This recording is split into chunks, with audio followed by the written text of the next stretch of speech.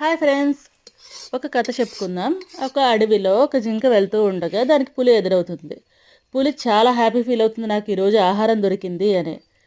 ఈలోపు జింక పులితో ఒక మాట చెప్తుంది. మీరు చాలా అందంగా ఉంటారు పులిరాజా, నా స్నేహితులకి ఈ విషయం చెప్తుంటే నమ్మట్లేదు, దానికోసమే నేను మిమ్మల్ని వెతుక్కుంటూ వచ్చాను.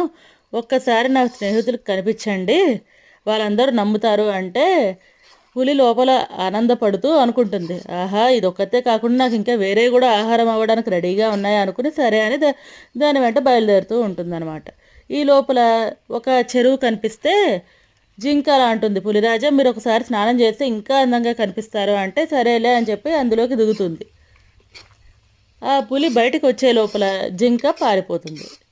దీని ద్వారా మనం చెప్పొచ్చేది ఏంటి అంటే, సమయస్ఫూర్తిగా ఏదైనా డెసిషన్ తీసుకుంటే మనం చాలా ప్రాబ్లమ్స్ నుంచి బయటపడవచ్చు.